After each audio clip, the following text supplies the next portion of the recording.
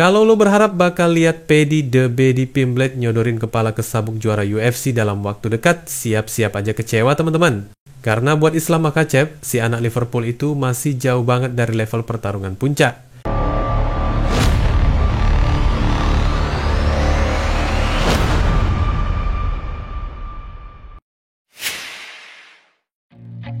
I feel nauseous, believe me. Never had a lot of shit come easy. Had to work hard, struggle just to be me. Makhachev yang baru aja lepas dari singgasananya di kelas ringan dan lagi sibuk ngejar misi baru di welterweight, punya pandangan sendiri soal siapa yang layak berantem buat sabuk 155 pound. Dan percaya deh, nama Pimblett gak ada di daftar itu. Buat yang ngikutin, lo pasti masih ingat gimana jalan ceritanya. Ilia El Matador Topuria, si petarung Spanyol berdarah Georgia yang nyolot tapi berbakat gila, berhasil naik ke kelas ringan dan langsung bikin geger. Setelah melepaskan sabuk kelas bulu, dia naik lalu ngalahin Charles Oliveira di UFC 317 dengan cara yang bikin semua orang melongo. Seketika Topuria resmi jadi raja baru di divisi ringan dan langsung mulai nyari korban berikutnya. Di tengah euforia kemenangan itu, Paddy Pimblett tiba-tiba nongol. Si The Baddy datang dengan gaya khasnya, sok percaya diri, masuk ke oktagon sambil nunjuk-nunjuk Topuria kayak mau ngajak ribut di tengah klub malam. Penonton teriak, sorotan kamera fokus, dan dunia MMA langsung gaduh. Apakah ini pertarungan berikutnya? Sayangnya, buat sekarang jawabannya masih belum tentu. Karena baik Dana White maupun Makhachev sendiri sama-sama sepakat kalau Pimblett belum cukup matang buat dapat kesempatan rebut sabuk secepat itu. Makhachev jelas punya pandangan realistis.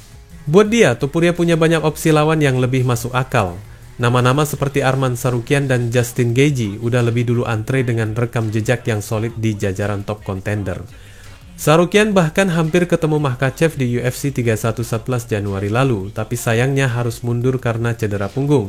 Posisinya kemudian digantikan Renato Moicano yang sayangnya jadi korban cepat. Pertarungan itu bahkan gak sampai satu ronde teman-teman. Habis itu Makhachev mutusin buat naik kelas. Dia pengen nyoba sesuatu yang baru sekaligus ngejar misi jadi double champ. Dan pilihannya jatuh ke Jack Della Maddalena, si pemukul asal Australia yang punya tangan secepat kilat. Pertarungan mereka udah dikunci buat UFC 322 15 November nanti. Dan buat Makhachev itu fokus utama sekarang. Tapi balik lagi ke inti cerita Pimblett, anak Liverpool ini emang lagi jadi bahan perbincangan karena rekor UFC-nya masih bersih 7-0 tanpa celah. Tapi kalau lo lihat lebih dalam, lawan-lawan yang dia hadapi masih di level menengah. Belum ada nama besar, belum ada ujian berat, dan belum ada pertarungan yang benar-benar ngetes jantungnya di oktagon. Makhachev, yang udah ngalamin kerasnya puncak kelas ringan, ngerasa kalau Pimblett masih butuh waktu. Gak cukup cuma modal hype dan gaya flamboyan buat nembus level elit. Dunia MMA sekarang udah brutal, dan di puncak itu cuma buat mereka yang punya kombinasi sempurna antara skill, mental, dan pengalaman, seperti yang dijelaskannya berikut ini bersama ESPN MMA. I feel Arman have to be next because this guy deserve, you know. He did like mistake when he was supposed to fight with me. He injured, he like not come to weigh in, but he's still number one in this division, and he have to fight for the title. Maybe Arman, maybe Gaethje, but not Paddy for sure. Man, I don't know who Paddy beat who, like Tony Ferguson, who else he beat? Michael Chandler. Everybody beat Chandler. Can do it. some things, but I don't see big chance. No. Honestly, it's not big challenge for Topuria. When you start Arman, thinking, it's like really big deal, you know. If he beat Arman, it's like it's very like because Arman have good skills, striking, wrestling, grappling. He's like good fighter, but Paddy, nobody check Paddy before. Topuria sendiri nggak butuh pembuktian lagi. Dia kini berada di fase prime, tajam, percaya diri, dan haus tantangan. Kalau UFC pengen bikin fight yang laku keras, lawan seperti Gaethje atau Tsarukyan jauh lebih menarik secara teknis dan penjualan. Tapi kalau tujuannya buat ngebangun hype publik, ya pertemuan sama Pimblett tetap masuk radar, meskipun mungkin belum sekarang. Selain beberapa nama elit di kelas ringan, nama Makhachev dan Topuria masih juga sering dikaitin bareng. Fans di media sosial terus ngegosipin soal kemungkinan mereka ketemu di masa depan. Dua mantan juara beda divisi, dua karakter besar, dua gaya bertarung yang kontras, semua elemen buat pertarungan super udah ada. Dan lucunya, Makhachev nggak terlalu nolak wacana itu. Buat dia, kalau waktunya pas, kalau momentumnya gede, dan kalau UFC ngelihat peluang bisnisnya, kenapa nggak? Pertarungan kayak gitu bisa jadi salah satu event terbesar dalam sejarah MMA modern. Rumor makin liar waktu Topuria sempat nyeletuk pengen bertarung di Gedung Putih, ide yang kocak tapi entah kenapa bikin heboh. Bayangin aja, dua petarung elit dunia berantem di lokasi paling ikonik Amerika. Dan ternyata, Makhachev malah sempat ngerespons dengan nada santai tapi penuh sindiran. Katanya, kalau emang UFC pengen bikin pertarungan megah di sana, ya siapa lagi yang pantas selain dia dan Topuria.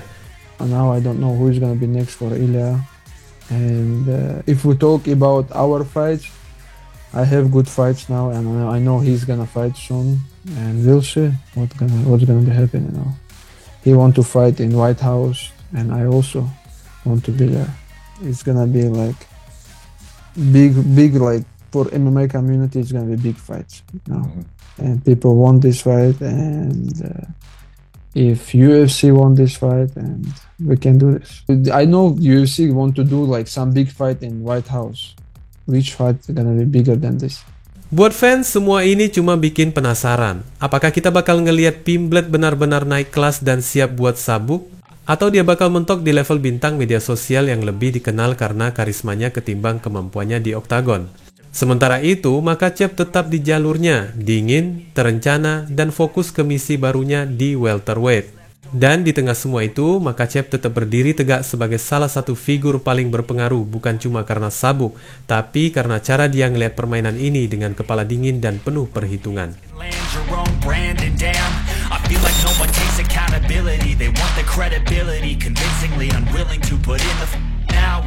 Kereta hype Umar Nurmagomedov emang sempat sedikit melambat setelah kekalahannya dari Merab Dvalishvili di UFC 311. Tapi buat yang ngikutin karirnya dari awal, lo pasti tahu, kekalahan itu bukan tanda kalau dia udah habis, malah sebaliknya.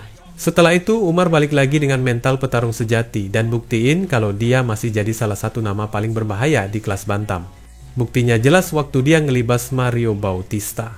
Pertarungan itu memang gak berakhir dengan KO brutal atau submission cepat kayak biasanya, tapi lo bisa lihat dari cara Umar ngatur ritme dan strategi di oktagon, dia masih di level berbeda. Bautista yang notabene punya permainan lengkap aja dibuat bingung. Nurmagomedov menang lewat keputusan mutlak, artinya 3 juri sepakat kalau dia mendominasi. Tapi, walau menang, tetap ada sedikit ganjalan di kepala Umar.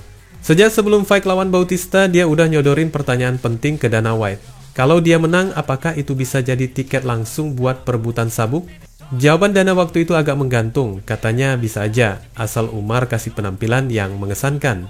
Masalahnya, yang dimaksud mengesankan di dunia UFC, itu kadang gak cukup cuma menang.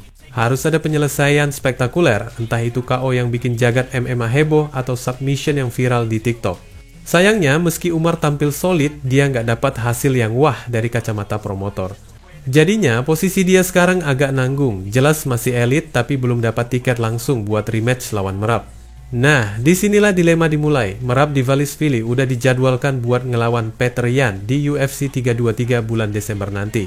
Artinya, kalau Umar mau nunggu kesempatan lagi buat perebutan sabuk, dia harus sabar. Mungkin sampai pertengahan atau bahkan akhir tahun depan. Dan lo tahu sendiri, di dunia MMA setahun itu waktu yang lama banget. Banyak hal bisa berubah, ranking bisa geser, hype bisa turun, bahkan lawan bisa cedera. Dari hasil kemenangannya yang terakhir, Umar kemungkinan besar harus memiliki satu pertarungan dan kemenangan lagi. Lantas, siapa lawan yang paling pas? Nah, disinilah rumor panas mulai beredar. Katanya, Sean O'Malley bakal balik ke oktagon dan ketemu Song Yadong di UFC 323 juga. Kalau rumor itu benar, duel ini bakal jadi semacam penyisihan elit buat nentuin siapa yang berhak dapat spotlight berikutnya. O'Malley, si Sugasho yang flamboyan dan penuh gaya itu masih punya gengsi tinggi di ranking bantam. Kalau dia menang, jelas banget dia bakal ngejar trilogi lawan Merab, meski harus ngehadapin Umar sebelum melangkah ke sana. Tapi kalau Song Yadong yang keluar jadi pemenang, skenarionya jadi jauh lebih menarik buat Umar. Song bukan petarung biasa. Anak muda asal Tiongkok itu udah nunjukin perkembangan luar biasa dalam beberapa tahun terakhir. Powernya gila, timingnya tajam, dan yang paling penting, dia haus pembuktian. Kalau dia berhasil ngalahin O'Malley, yang notabene ikon besar UFC, otomatis dia langsung loncat ke daftar penantang papan atas. Dan lo bisa bayangin, pertarungan antara Song Yadong dan Umar Nurmagomedov bakal jadi banger banget. Dua striker eksplosif, dua negara dengan basis fans besar, dua gaya yang kontras, udah jelas bakal rame banget. Buat Umar sendiri, pertarungan lawan Song bisa jadi langkah cerdas. Dia bisa tetap aktif, jaga nama tetap panas di media, sekaligus ngirim pesan ke seluruh divisi. Dia nggak bakal duduk manis nunggu belas kasihan promotor. Dia siap tarung kapan aja, lawan siapa aja. Tapi tentu aja, risiko selalu ada. Kalau dia kalah, peluang buat rematch sama Merab bakal kabur jauh. Di sisi lain, kalau dia menang dengan cara meyakinkan, UFC hampir nggak punya alasan buat nggak ngasih dia title shot berikutnya. Strategi kayak gini bikin posisi Umar tricky tapi juga seru buat diikutin. Di usia emasnya sekarang, dia nggak bisa kelamaan nunggu, tapi juga nggak boleh asal ambil pertarungan yang bisa ngerusak momentum. Ini kayak main catur tingkat tinggi di dunia MMA, teman-teman. Langkah salah dikit bisa fatal. UFC 323 bakal jadi event penting bukan cuma buat Merab dan Yan, tapi juga buat masa depan Umar. Karena hasil pertarungan di sana bakal ngubah arah peta divisi bantam secara keseluruhan. Entah dia milih sabar menunggu, atau langsung gas lawan pemenang O'Malley versus Song, Umar tetap ada di garis depan perburuan sabuk itu. Wassalamualaikum warahmatullahi wabarakatuh.